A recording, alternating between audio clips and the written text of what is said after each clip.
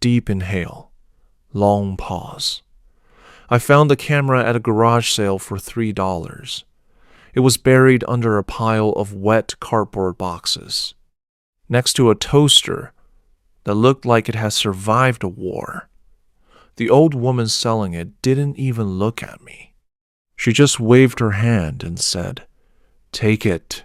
It's broken anyway." Soft exhale. But it wasn't broken. Oh, God. It worked perfectly. Too perfectly. It was a rainy Tuesday in October. I was going through let's call it a creative drought. I'm a photographer. Or at least, I pretend to be one on Instagram. You know the type. $50 haircut, $1,000 camera, and absolutely no idea what to shoot. Bitter chuckle. So when I saw this old film camera, a Zorky 4, Soviet-made, all metal and sharp edges, I felt this pull, like nostalgia for a time I never lived in. I bought it, took it home, and cleaned the lens with my shirt. The shutter sounded beautiful, clack-clack, like a gunshot wrapped in velvet. I loaded a roll of Ilford HP5, black and white, because color would have been too honest. Pause. That evening, I went for a walk. 8:14 p.m.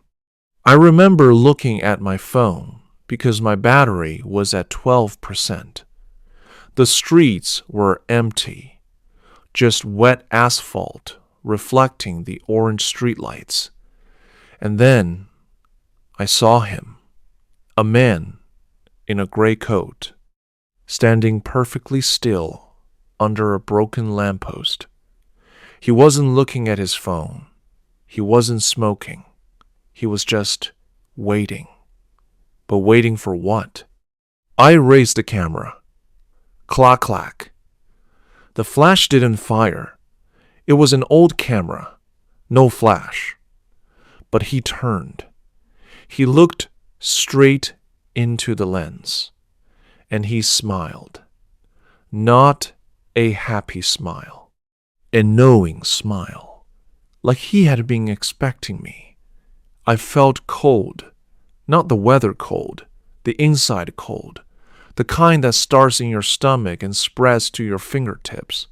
I walked away fast. Didn't look back. Sound of pouring water. Then a sigh. I developed the film myself the next day. I have a small dark room in my bathroom. Red light, chemical smell, the whole cliché. The first few frames were trash. My cat, a blurry tree, a plate of spaghetti. Then I got to frame 12. Sharp. Inhale. The man in the gray coat. Except his face wasn't right. His eyes were white. Not white like Caucasian. White like milk. Like someone had erased his pupils. And behind him, I swear on my mother's grave behind him, in the background, there was a second figure. A child, maybe 8 years old, wearing old-fashioned clothes, 1950s style, short pants, a flat cap. The child was pointing at the man. I dropped the print into the chemical bath and watched it float. Then I turned on the white light. The child disappeared. Just the man. Just gray coat. Just normal eyes. Whisper, I thought. It's a light leak. Old cameras do that. But I couldn't sleep that night. Drinking water. Crack of the neck. The next day, I went back to the same street. Same time. 8:14 p.m. I don't know why. Curiosity? Stupidity? Some part of me that wanted to prove I wasn't scared. He wasn't there, but a woman was. She was sitting on a bench, crying. Not loud sobbing, the quiet, exhausted crying of someone who has been doing it for hours. I raised the camera. Clack, clack. She didn't look up. I went home. Developed the film. Frame 13. The woman on the bench. Perfect composition.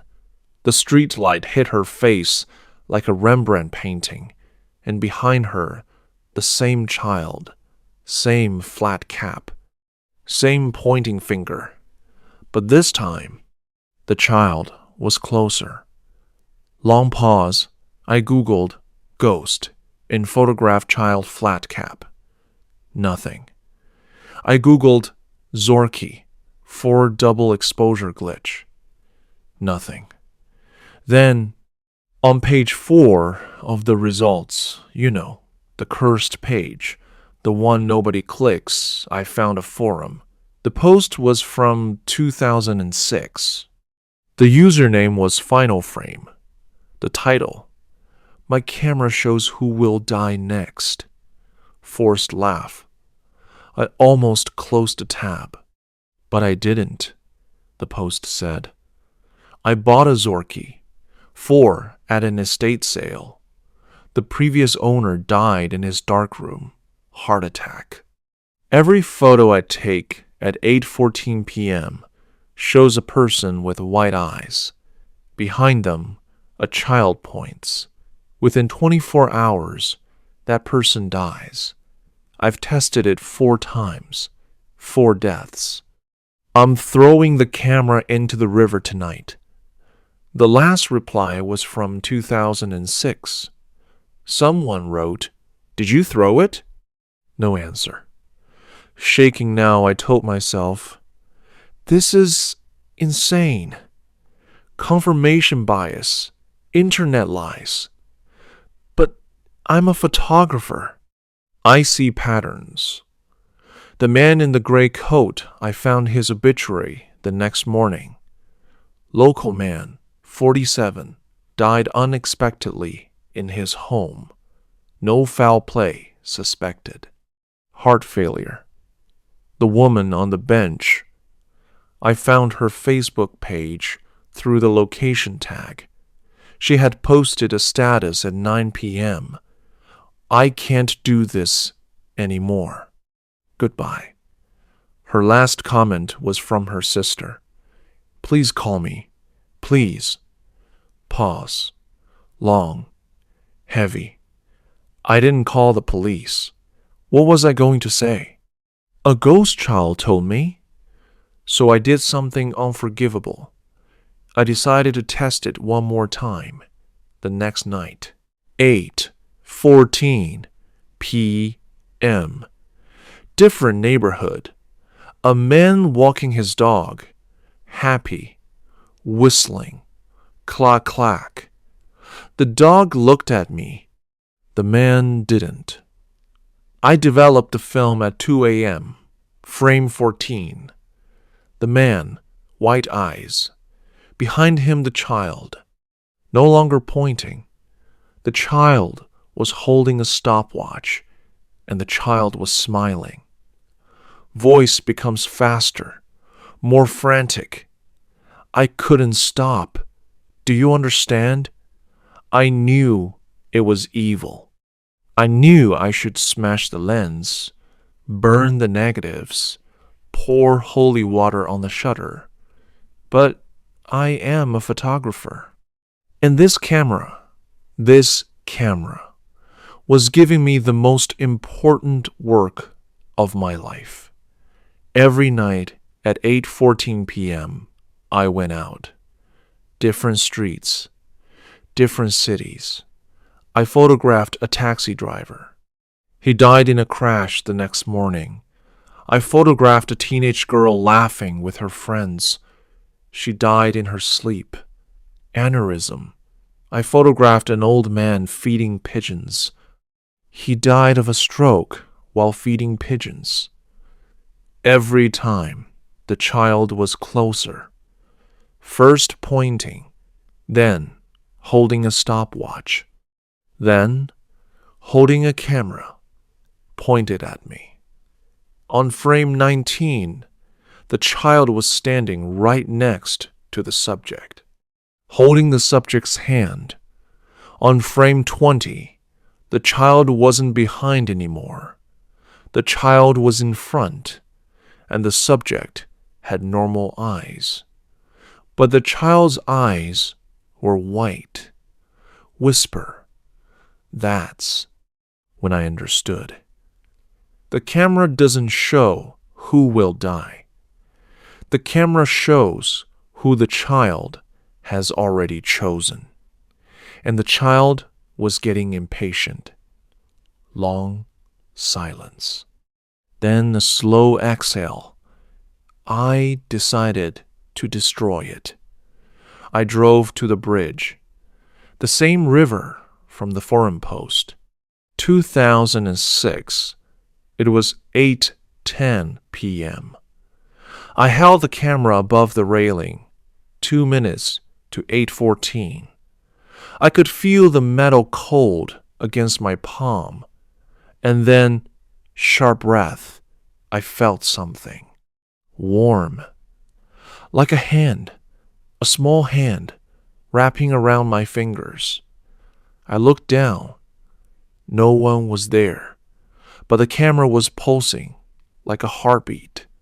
I looked through the viewfinder, just to see, just one last time.